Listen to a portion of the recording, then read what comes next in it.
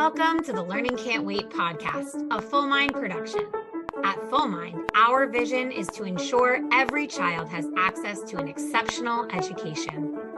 Each episode, we will be joined by pathfinders within and around the education space who are bringing about transformational change on behalf of deserving students. I am your host, Hayley Spira-Bauer.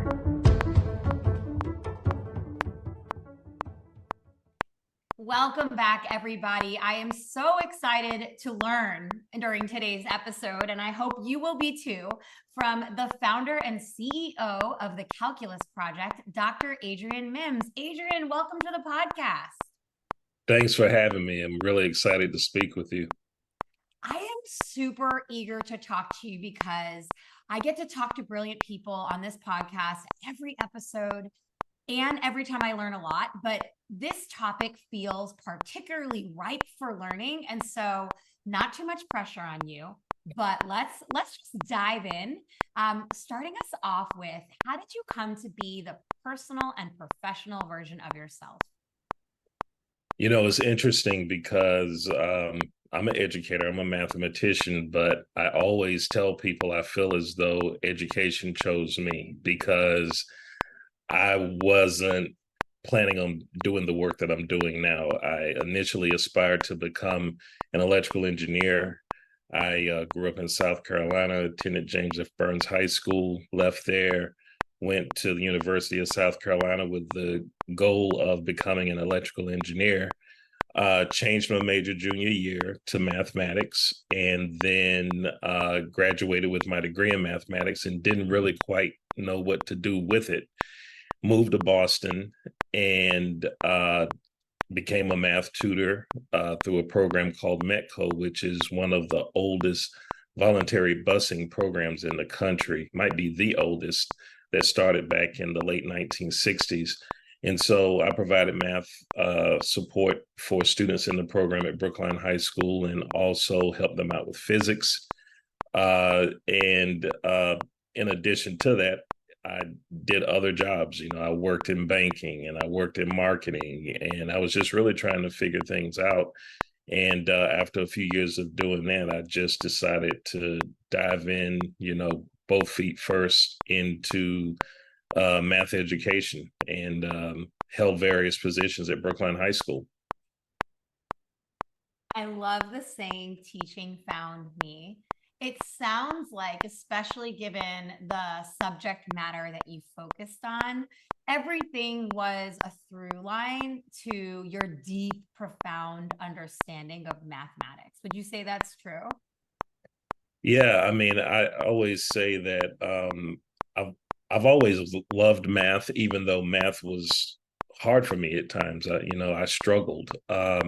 My sixth grade math teacher was Mr. Dogan. I still remember all the names of these people. He noticed that I was really good at math, but I think what really made me focus on being a good student as well was the fact that I grew up with severe asthma, and I was hospitalized a lot. I couldn't play any sports, so I wanted to be good at something. Grew up in a very competitive environment, so in my math class, Mr. Dogan was a very traditional teacher in the sense that he just gave us a bunch of worksheets. And so I'm looking at everybody's worksheets and I'm trying to finish my worksheets before they finished. And as soon as I finished one set of worksheets, he's giving me another. And I would walk around the classroom to see how far ahead I was. And so that was my form of competition. And again, I had some ups and downs. My seventh grade math teacher, you know, I struggled a lot learning from her. She was a wonderful person, but it was hard for me to adapt to her teaching style. And then had a great eighth grade teacher where her style suited the way that I learned. And then ninth grade, I had algebra. I struggled there. So it was just up and down, but I never really lost the passion and love of math. So what you're speaking about here, the delivery method, the teaching style, is often what stymies folks and makes them believe they're not a math person. I know the CEO of Zern, Shalina Sharma, always talks about how there's no such thing as not being a math person. Do you like talk to me about that notion and how that really plays into what you've built with the calculus project? It's funny you say that. If you look up the definition of mathematician, it doesn't say someone with a math degree. And so what we tell students is that you are a mathematician. You use numbers all the time. And it doesn't necessarily mean that you have to have a degree, but if you are, for example, uh, well, I'm trying to think of one that people usually don't think. Think about a professional athlete. Professional athletes, they can be mathematicians. They're constantly looking at their stats. And then when it comes time to negotiate their contracts, they're basing their stats on how to leverage and get more money because of how their stats compare to other players who've signed previous contracts. So that's math. And I think so unfortunately, one of the things that has happened is that because you know curricula in general is really built around white middle class, that too many students, in particular students of color, don't necessarily see opportunities or see people who look like them in various fields and as scholars. And I'll give you an example, because one of the things we do in the calculus project, we have what we call the pride curriculum, where students learn about the contributions of STEM professionals of color so that students can develop a stronger math and science identity. So I always ask these questions when I visit schools. Why is it that you're not talking about HeLa cells and Henrietta Lacks in your biology classes? And if anyone doesn't know who Henrietta Lacks is or HeLa cells, Google it, look it up. But also, you have Katherine G. Johnson. How is it that you don't talk about Katherine G. Johnson in the physics classes, or talk about Dr. Kizzmekia Corbett and relate the work that she did to address the spread of COVID? And when you look at the spread of COVID, it was exponential growth. So there are various ways that we can implement and be very inclusive in math curriculum and just in curricula in general. And so I believe that that's very important to help students, envision themselves as not only learners, but also as mathematicians or STEM professionals. It's such an important call out because it's a theme, right? So as you mentioned, the curriculums that are primarily implemented were created for one subsection of the population, white middle class individuals, and also the curriculum and the programs that were built to train our teachers. And so there's this up leveling of professionals that's required to ensure culturally responsive practices, both in teaching content and in supporting learners' social emotional needs in a curricular environment. Before this call, you named that math instruction is really focused on, or improving math instruction is really focused on curriculum right now. But you have feelings about that. What are your feelings about the movement to lift math instruction via curriculum? And if you're not feeling super positive, spoiler alert, what is the route that you think we should, as the United States, be focused on for our students? Yeah, I mean, when I think about math curriculum, if it was as easy as just saying, hey, we really need to try this new math curriculum, I mean, think about it. Here we are, 2023. We're still trying to figure out ways to improve learning outcomes. And if it was as easy as developing robust curriculum, I mean, given the genius that we have in this country, we would have solved this problem a long time ago. Uh, we the problem in terms of how to improve education, it is extremely complicated and multifaceted. Um, and so I can probably talk about just this issue the rest of the podcast. So I try to be as succinct as possible. Um, give you one example: teacher preparation. There are multiple pathways to becoming a teacher. And so when you think about it, if you get on an airline, whether it's Delta, United, JetBlue, whatever, the person flying that plane had to go through the same number of flying hours and meet all of the standards and the criteria to become a pilot, no matter where you work, whatever airline. If you're a doctor, all doctors have to go through the same pathway, same number of hours, same level of training. Teachers, it's very different. There are various pathways of becoming a teacher. And all graduate schools of education are very different and don't always focus on the same things. And just to give you an example, you can go to a graduate school of education and they will break it down and they'll say, okay, well, this is urban education, and then here's regular education. Okay, well, regular education can't benefit from what they're learning in urban education and vice versa. So why is it so distinct?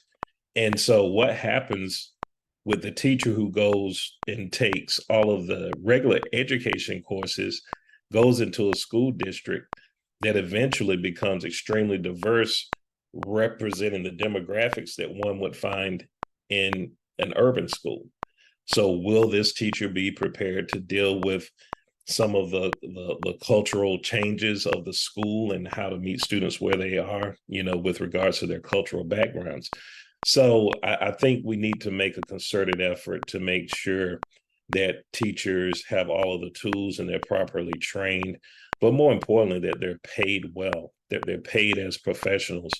And what's happening around the country, depending on where you are, they are actually lowering the teaching standards to attract teachers to be able to bring teachers into various classrooms.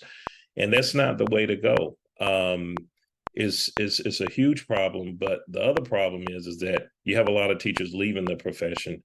And when you look at some of the high needs areas like math and science, one of the reasons they're leaving, they can make 2 to 3 times as much money in the private sector than they can make teaching. And so what happens is when you go into some of these schools, whether it's in a rural district that might be poor or certain urban districts, you find a lot of permanent subs in the classroom. Well, these subs don't have the same level of training. However, the students who are in the classrooms are required to perform just as well as their counterparts throughout the state, even though they don't have the same level of resources. So that's just one thing. I don't want to take up the rest of the time, but no, but there's so many valuable insight. It's valuable insight. There is a fundamental issue with, in my opinion, the regionalization, the localization of how teachers learn and then how teachers teach. I find it so wild that you can have such variance from state to state, from county to county, and even within a district about the way that we teach children. So let's zoom out a little bit then and talk about the calculus project. Obviously, you've built it for a reason. Why don't you tell folks why you founded the calculus project and why calculus? I know that's not your only focus, but why calculus? What's the importance of calculus? So the calculus project was born out of my dissertation when I decided to go back to graduate school for a third time at Boston College. And my dissertation topic was improving African American achievement in geometry honors. And the reason why I wanted to focus on closing the achievement gap. And first, I talked to my dissertation chair. I said, I want to write my dissertation on closing the achievement gap in mathematics. And he told me, Dr. Jerry Starrett, who passed away a few years ago, he told me, he said, look, that's too broad. You got to narrow it. And so I narrowed it down to geometry honors. And the reason why I did that is because when I was a math teacher and also dean of students at Brookline High School, I noticed that we would have on average 20 to 25 students who identified as Black or African American coming in, taking geometry honors their freshman year. That was the first course in a sequence of 4 courses that led to high school calculus or AP calculus. However, by the time that graduating class matriculated over the 4 years, none of those students existed in calculus or AP calculus. So I thought that was fascinating. Like, that rate of attrition is pretty scary. Like, what is going on? And so that was really the core of my dissertation, looking specifically at geometry honors, because by the second quarter, we would lose 60 to 70% of students who identified as Black or African American. They would literally drop down to geometry standard. And some of it because they lacked preparation, because it was a different way of thinking mathematically. They had never written 2-column proofs before, and they didn't know the importance of learning the theorems and the postulates. So I learned that from working individually with them. The other reason was that some students could actually excel and do well in geometry honors. However, they would deliberately drop down to a lower level course to satisfy that need to be with their peers. So it was more important for them to have that sense of belonging than to learn how to write 2-column proofs. And actually, there's a researcher named Dr. Signithia Fordham who coined the phrase racelessness to describe this phenomenon where, students of color would deliberately underachieve to drop down to a lower level course to satisfy that sense of belonging. So for me, it was, okay, we're going to pre-teach the students the math during the summer, help them learn the theorems and the postulates that they need to get through the first quarter, because we know if they get through the first quarter, chances are they'll successfully complete the course. And 2, we're going to teach students how to work in teams, and we're going to create student cohorts and populate these honor level courses, and specifically geometry honors, with calculus project students to satisfy that sense of belonging. And so literally we went from 60 to 70% to 0% in 1 year. Not one student withdrew. So that's when we knew we were on to something. And so from freshman year, we built the program down to include rising 8th graders, and we continued to build it up all the way to 12th grade. And the second part of your question about why calculus, regardless of what a lot of people say or information they put out there, college admissions folk, they are looking at transcripts heavily. And there's a lot of research around the benefits of taking calculus, but there's also the reality that college admissions, when they see AP calculus on a student's transcript, to them, that translates into the student can handle rigorous coursework and that they can graduate within 4 to 6 years. And admissions people, they want everyone that they admit to graduate within 4 to 6 years. And so they've collected data over the years to show that a student's math attainment in high school clearly provides important information as to whether they'll graduate within 4 to 6 years. So, of course, admissions folk are looking at other criteria for accepting students, but that is one major criterion that unfortunately is lacking in a lot of low-income students with their transcript and students of color. It's funny. That's not the answer I expected you to give, but it's powerful, and it tells an important story about how you focused your work and your time and for whom you've done that. The answer I expected you to give was about how calculus matters in real life. There's so many people that graduate high school and say, I don't calculus. Why did I take that? But there is application. The reason why I was excited to talk to you, one of the reasons I was excited to talk to you, is I did some research prior to this call. And calculus is really implicated in so many aspects of our world that I don't think folks realize. It's the underpinning to so much of how the world works and how even thinking about the world, like it underlies the way we think about the world, and we study information and we make predictions and change habits. So that for me felt like a real stick it to them, Well, you know what? The reason why I mean calculus is beautiful and it does have a lot of applications, but you know the reality of it all is that I look at access more than anything, and I look at the fact that we have an educational system that puts learning second, but puts sorting first, and students are put into this grinder where they're sorted and they're tracked. And when you think about the achievement gap in mathematics, you think about the students who are above the gap, who are thriving and doing well, and the students who are below the gap. And so I look at our work as looking at what the students above the gap are getting and making sure the students below the gap get the same thing. And so unfortunately, your zip code does determine the access that you have to quality teaching and resources that are vital to your learning.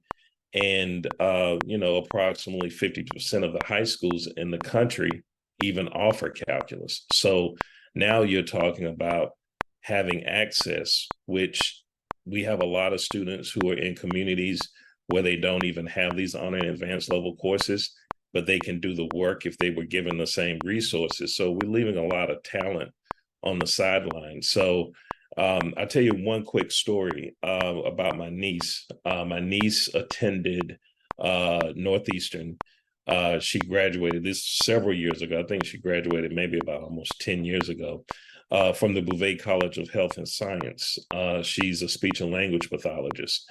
So I was surprised when she reached out to me and she said, I'm struggling in calculus. And I said, wait a minute, you're not a like engineer or whatever. She said, no, I'm taking a calculus course. So I found it interesting. Why is a speech and language pathologist taking calculus? And so, you know, I know a few people. I reached out to some people at Northeastern, and I had a conversation with this one individual. And, you know, he just broke it down. He said, look, you know, the Bouvet College of Health and Science is very popular. We have a lot of applicants.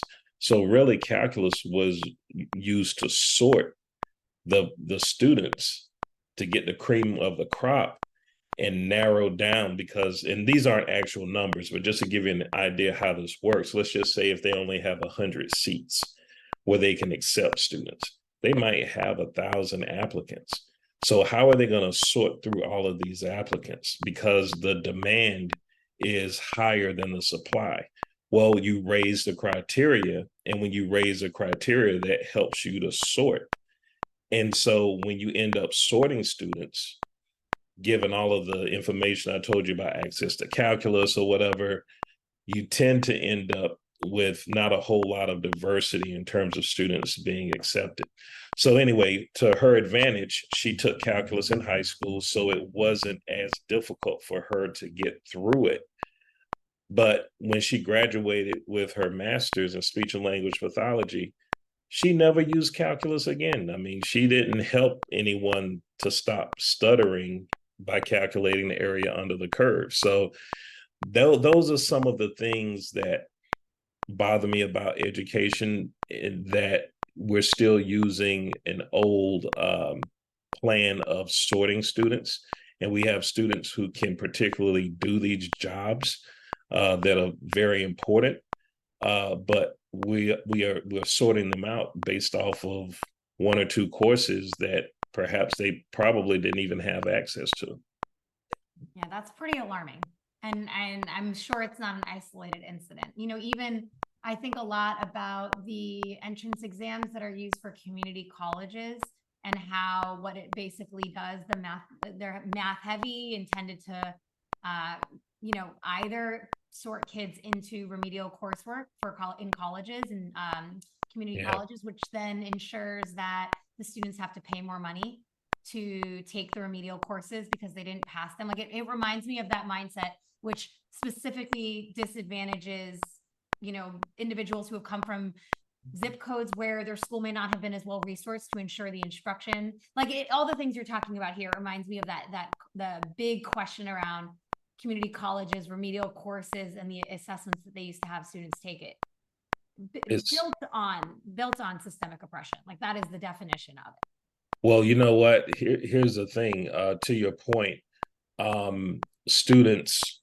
when we do run our orientation sessions to recruit students, we invite students and their parents to come. And one of the things that parents listen to very carefully is we tell them, look, the calculus project is more than just helping your child, succeed in honors and advanced level math. Putting this investment in now can actually save you money. And so that's one of the things that we speak to. When a student goes to a college and they test into a remedial course, one, those credits don't count towards their graduation. A lot of parents don't know that. And two, they have to pay for it. Yep. So, money saved is money earned. And so with the calculus project, this isn't something that I'm just putting out there just to, do something to keep myself busy or whatever. Both of my children participated. Well, my son, he just graduated from Bridgewater State, and my daughter, she's a senior at Brookline High School taking AP calculus. But my son hated math, and I forced him to do the calculus project from 8th grade, and we butted heads a lot. But his story is that he went to Bridgewater State, he got accepted. The first thing they gave him a test called the AccuPlacer. If he failed that test, he would have had to have enrolled into a remedial math course, but he passed it. Now, the content that's on the AccuPlacer is really college algebra. So that's why I was pushing my son to take AP Cal. Well, he took high school calculus, because taking high school calculus made sure he was over prepared for that AccuPlacer test. So sharing that information with families so that they can make the right decisions is very important. I couldn't remember the name AccuPlacer, so thank you. That was exactly the exam I was trying to think of. You mentioned families, and we have a little bit of time still left together, so I want to just pick up this one thread that you and I had previously discussed, which is, lots of parents, myself included, will tell you, which, by the way, I find it hysterical that I'm included here, because I taught kindergarten, first grade, second grade, fifth grade, eighth grade. I worked in elementary schools and middle schools, and my second grader comes home with math sometimes. And I just don't understand. I want him to answer a question. So, Adrian, what do you say to that? How do you help families who are supporting their learners at home when they themselves don't understand the math? Yeah, I mean, it's kind of a two-way street. I do a couple of things. One thing I do is when I work with schools, I encourage schools to be more inclusive and enlist parents as allies. And one way to do that is to have parents come in for back to school night, but also just have parents do a drop-in and have coffee or donuts in the morning and talk about what's going on in class. Now, I know that might be pie in the sky. There might be issues with the collective bargaining agreement and contracts with teachers or whatever.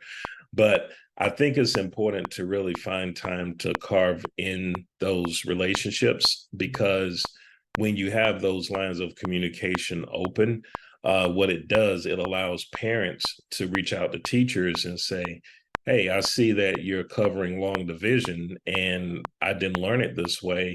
Can you give me or share some resources or give me some tips as to how I can support my child? Well, teachers reaching out and empowering and helping parents to do some work on their end in the home actually pays huge dividends for the teacher when the students come back into the classroom, because they're getting that additional support, that additional help. For older students, one of the things that I tell parents is that, and I'll give you an example. Let's just say Johnny comes home, he has 10 homework problems. He does 5 of the homework problems and the other 5 are blank. Well, the parent might not be able to help with the problems Johnny left blank. However, the parent can say, you know what, Johnny, you can't turn in a homework with only 50% of the problems done. Here's what I want you to do. I want you to write down at least 1 or 2 questions for each problem that you left blank, so that when you turn it into the teacher will know that you've tried and that they'll be able to figure out the best way to help you.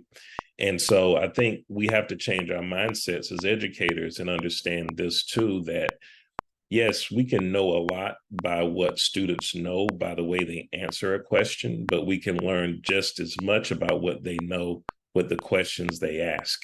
And so enlisting parents and helping them with developing these strategies is definitely on the back end very helpful and beneficial to teachers.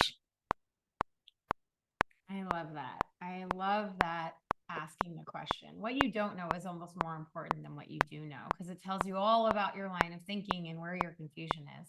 So I guess that's a perfect segue to my final question, which is, what advice would you give a teacher who's starting their career teaching math today? Well, wow, I got a lot of tips for that. I'll share with what I did that I found very helpful. I made an opportunity, I created opportunities for myself to observe other teachers teach who are veteran math teachers. And I took notes. I learned a lot. I learned about what I should definitely do in the classroom, like establishing really great relationships with students, simple things such as trying to learn everyone's name the first day.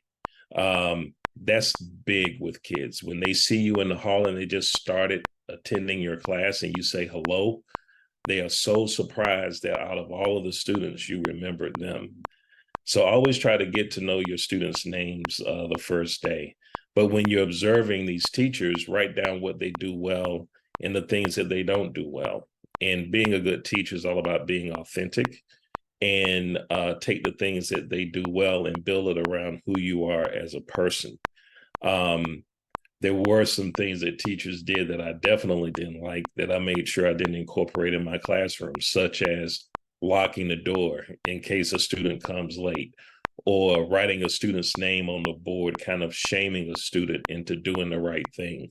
So that there were some teachers doing that. So I think looking at veteran teachers, that's very important. Also, if there's a teacher in the math department, seek that teacher out to see if they'd be willing to be a mentor for you. That's always good. And the last thing I would say is that, teaching is hard. So whenever you get a letter from a student or a parent saying, my child loved your class, or a student saying, wow, you really made math fun, it's never been fun for me, make sure you keep all of those letters so that when you have those tough days, you just open the drawer and start reading those letters to know that what you're doing matters and it has purpose. Quite a bit of really good advice there. I mean, for so many audience during the entirety of our podcast recording here, Dr. Mims, thank you so much for coming on today. I want to let people know that are listening, if they want to know more about the Calculus Project, where can they learn more? Yeah, you can visit our website, thecalculusproject.org. I really encourage you to follow me on LinkedIn, because I post a lot of the partnerships that we're establishing and some of the things that we're working on. That's a great way. You can follow us on LinkedIn, Instagram, and Facebook. I love it. Well, a pleasure to have you on here today, Dr. Mims. I have learned so much about what you have done and what you are building, and I really hope that our listeners share as much joy as I do as having learned from you today. Thank you. It was a pleasure speaking with you. And thank you for everybody who joined us today. All right. Take care. Thanks for listening to the Learning Can't Wait podcast. If you like what you heard, please rate, review, and share this episode. Be the first to know when we have a new episode by subscribing wherever you listen to podcasts.